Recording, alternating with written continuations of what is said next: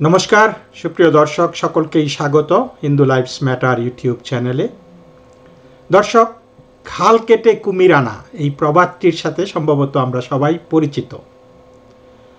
অত্যন্ত মেটিকুলাস একটা প্ল্যান করে আমরা নতুন বাংলাদেশ পেয়েছি। এটাই আমাদের অর্জন, বাংলাদেশের স্বাধীনতা 2.0।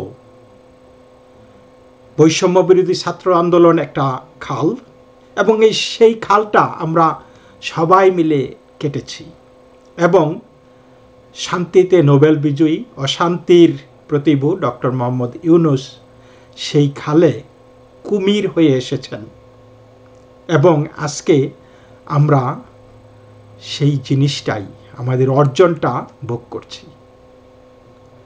দর্শক, আমার এক ভাতিজা সেই লাল স্বাধীনতার সময় কি উচ্ছ্বাস, বাংলাদেশ স্বাধীন হবে, 5ই আগস্টের পরে বিশাল বিশাল স্ট্যাটাস, স্বাধীন হয়েছে বাংলাদেশ।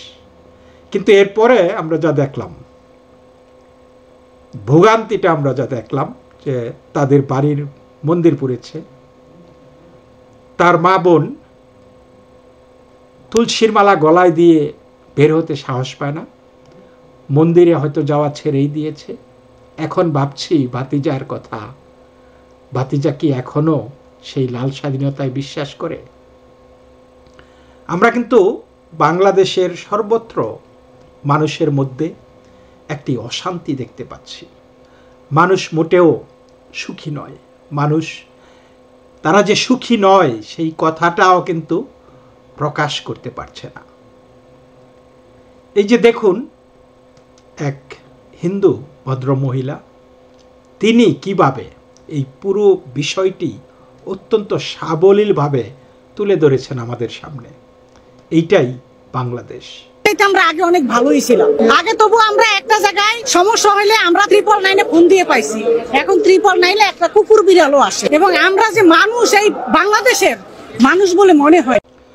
তারা অত্যন্ত মেটিকুলাসলি প্ল্যান করে পাল্টে দিচ্ছে আমাদের শিক্ষা, আমাদের সংস্কৃতি, আমাদের সমাজ আচরণ, আমাদের পাঠ্যপুস্তক, আমাদের সংবিধান, সব কিছুই, আমাদের ঐতিহ্য। এমন কোনো জায়গা নেই, বাঙালি জাতিসত্তার সব কিছু, মুক্তিযুদ্ধের চেতনার সব কিছু তারা ধুয়ে মুছে সাফ করে সেখানে কট্টর ইসলাম কায়েম করতে ব্যস্ত হয়ে রয়েছে। এই প্রসঙ্গে আমি আপনাদের সাথে একটা স্ক্রিন শেয়ার করতেছি, আপনারা দেখতে পাচ্ছেন। ছোট বোন ঝর্ণা চৌধুরীর ফেসবুকের। তো ঝর্ণা চৌধুরী সে হিন্দু নয়, সে মুসলিম ঘরে জন্ম। তো মুসলিম ধর্ম সে পালন করে কিনা আমি জানি না, আমাদের ধর্মীয় বিষয় নিয়ে কখনোই কোনো কথা হয় না। তবে অসম্ভব যুক্তিবাদী একজন মানুষ, মুক্তিযুদ্ধের চেতনার ধারক, একজন অ্যাসপায়ারিং সোশ্যাল অ্যাক্টিভিস্ট, এবং দেশে থাকা অবস্থায়ও সে অনেক কিছুতে জড়িত ছিল, অনেক সামাজিক সংগঠনে জড়িত ছিল, বিশেষ করে positive generation of society, PGS।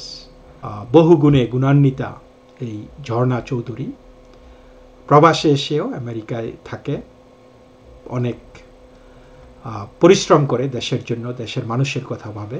তো সে একটি স্ট্যাটাস শেয়ার করেছে সম্প্রতি তার ফেসবুকে। যাই হোক, এই ঝর্ণা চৌধুরী আপনারা দেখতে, ঝর্ণা চৌধুরী, তার কর্মের পরিধি দেখলেই বোঝা যায়। আপনারা দেখেন, সে হৃদয়ে বাংলাদেশ ধারণ করে, সবসময়ই সব কিছুতেই তাকে পাওয়া যায় বাংলাদেশের বিভিন্ন কাজকর্মে, বিভিন্ন, এই যে জয় বাংলা, এক লড়াকু সৈনিক, বাঙালি আদর্শের লড়াকু সৈনিক ঝর্ণা চৌধুরী। তো সে লিখেছে, আমি অনেকবার বলেছি নারীর কাজ ঘরে থাকা, সন্তান লালন পালন করা, নারীরা ভোগের বস্তু, স্বামী বা পুরুষের সেবাদাসী, পুরুষের যৌনদাসী, পুরুষের চাহিদা মাত্র যৌন তৃপ্তি মেটানোই যেন তার কাজ। এই কাজটি করার জন্যই সে জন্ম নিয়েছে। কে শোনে কার কথা? শেষ পর্যন্ত বইয়েও সেটা পরিবর্তন করে লেখা হয়েছিল নারীরা নাকি বাইরে যাবে, বাজার করবে, ভাবা যায়? মানে এটা একটু টিপ্পণীমূলক কথা সে লিখেছে। যাই হোক, এই বছরের নতুন সংস্করণে নারীর সঠিক জায়গা নির্ধারণ করে দেওয়া হয়েছে। নারীরা ঘরের কাজ করবে আর পুরুষ বাইরে কাজ করবে, সেটা আবার স্পষ্ট বলে দেওয়া হয়েছে। তবে চিন্তা একটাই, জুলাই আগস্টের তথাকথিত বিপ্লবী নারীরা এবার কি করবেন? ঘরে থাকবেন না মাঠে আন্দোলন করবেন? তো একই সাথে সে দুইটা পাঠ্য বইয়ের দুইটা আর্টিকেলের ছবি পোস্ট করেছে পাশাপাশি। দেখুন, এই যে আগের বছরের বই আর নতুন বছরের বই। আসুন আমরা দেখি, মানে দেখতে একই রকম দেখা যাচ্ছে আগের এবং নতুন বছরের বই। তাহলে আমরা শুরু করি আগের বছরের বই দিয়ে। আগের বছরের বইতে কি লেখা আছে? মা, এটা একটা পরিবারের কথা হচ্ছে, মা, বাবা, ভাই এবং বোনের মধ্যে। মা বলছে, এটা আগের বছরের বইটা আমি বলছি, সেখানে বলা হয়েছে মা, সেখানে বলছে মা, তুলি এদিকে এসো তো। তুলি, আসছি মা।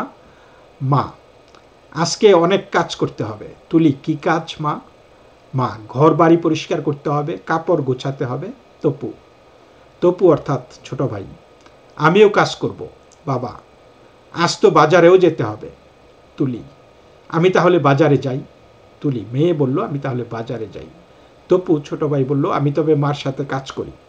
বাবা, কি করবে? তপু বলল যে ঘর পরিষ্কার করব, কাপড় গোছাবো।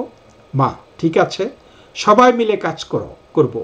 বাবা, মিলেমিশে করলে কাজ সহজ হয়।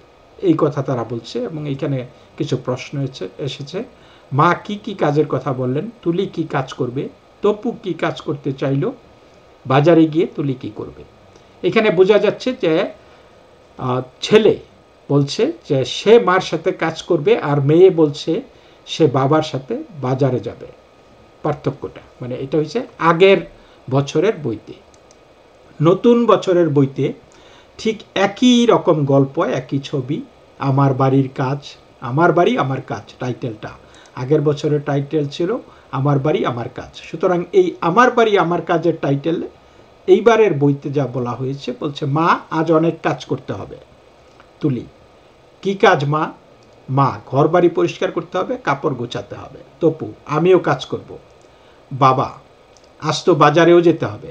তখন তপু বলল, ভাই বলল, আমি তাহলে বাবার সাথে বাজারে যাই। তপু কিন্তু এখন আর বলছে না যে আমি তাহলে মার সাথে বাড়িতে কাজ করি। তুলি, তুলি কি বলছে মেয়েটা? আমি তবে মার সাথে কাজ করি। আর এর আগের বছরের তুলি কিন্তু বলেছিল যে আমি বাবার সাথে বাজারে যাব, আর ভাই বলছিল মার সাথে কাজ করবে। এখন ঘটনা উল্টে গেছে। এখন তুলি বলতেছে সে মার সাথে কাজ করবে মেয়েটা, আর ছেলে বলতেছে সে বাবার সাথে বাজারে যাবে। তো বাবা বলল, কি করবে? তুলি বলল, ঘর পরিষ্কার করব, কাপড় গোছাবো। মা, ঠিক আছে, সবাই মিলে কাজ করব।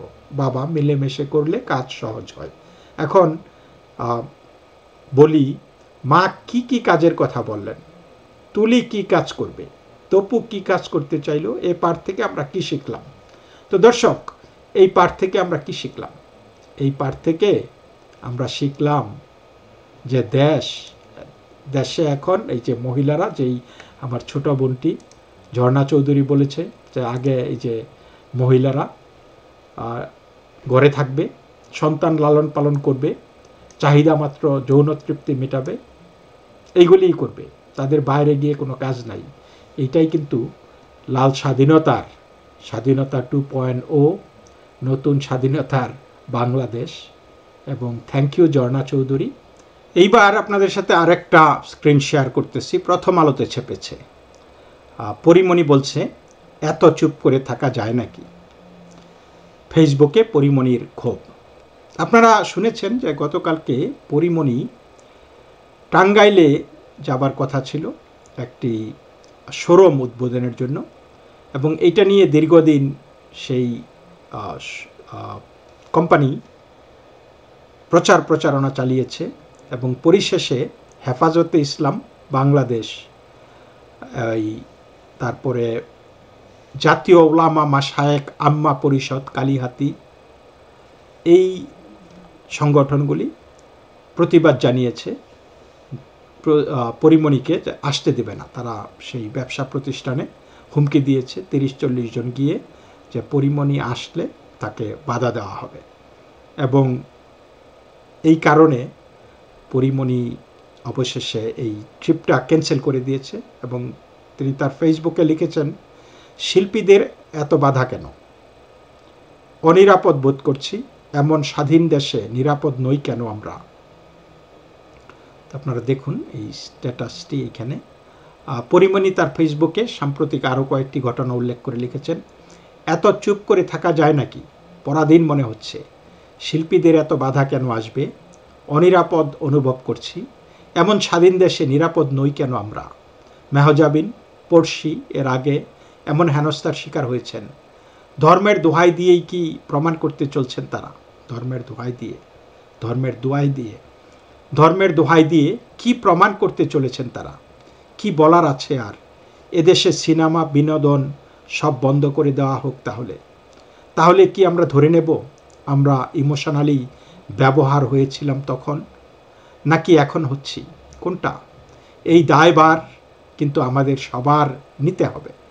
তো অনেকেই এটা নিয়ে পরিমণিকে ট্রলও করেছে।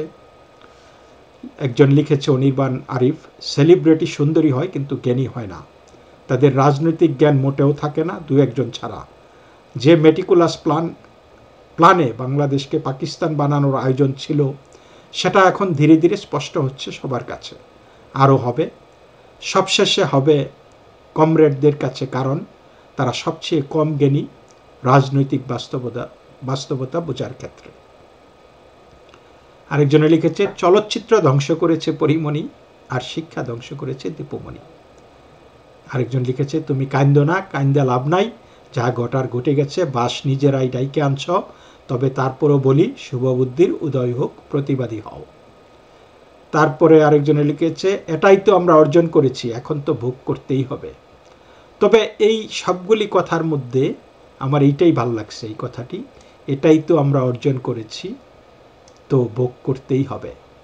দর্শক, আসলেই দিন শেষে এইটাই কিন্তু আমাদের অর্জন, এটাই আমাদের কর্মফল, এবং কর্মফল আমাদেরকে ভোগ করতে হবে। তো এই পর্যন্তই দর্শক, সকলেই ভালো থাকবেন, নমস্কার।